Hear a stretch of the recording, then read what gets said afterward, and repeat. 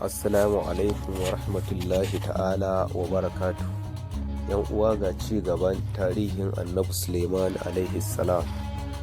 Sai suka ce da shi, wani abu ne idan ya gyaru dukkan jiki ya gyaru, idan kuma ya ɓaci dukkan jiki ya ɓaci, sai ya ce zuciya.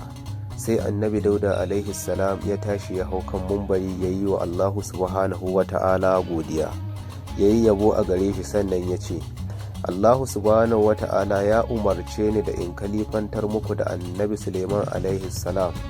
Sai banu Isra'ila suka fusata, suka ce, wannan yaro mai ƙananan shekaru za a kalifantar mana, alhali a cikinmu akwai waɗanda suka fi shi ɗaukaka da ilimi.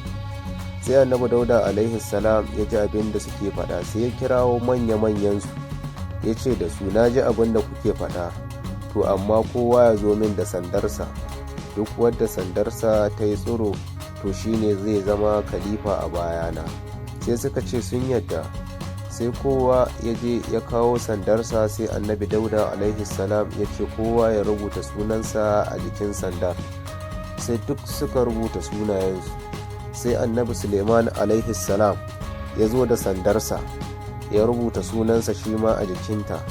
Sai aka sa sandunan a cikin wani ɗaki aka kulle, kofar aka datse da mukulli, aka kuma sa masu gadi daga cikin manya-manyan shugabanninsu. Bayan asuba ta yi, annabi Dauda alaihi salam ya yi sallar asuba da su, gari kuma ya waye. Sai aka buɗe wannan ɗakin aka fito da waɗannan sanduna kamar yadda suke, amma sandar annabi Sulaiman alaihi salam sai aka ga tuni ta yi ganye kuma ta yi 'ya'ya. Sai suka ce, kai, mu miƙa wa annabi Dauda alaihi salam wannan al'amari.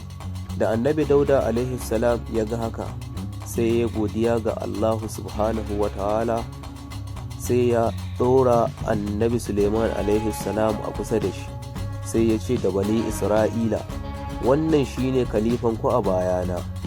Wahabbu dan Munabbahu ya ce lokacin da annabi Dauda ya kalifantar da ɗansa annabi Sulaiman alaihi salam, ya yi masa wa'azi da cewa, a ‘yan uwa ku biyo mu a karatunmu na gaba, wa'azi annabi Dauda alaihi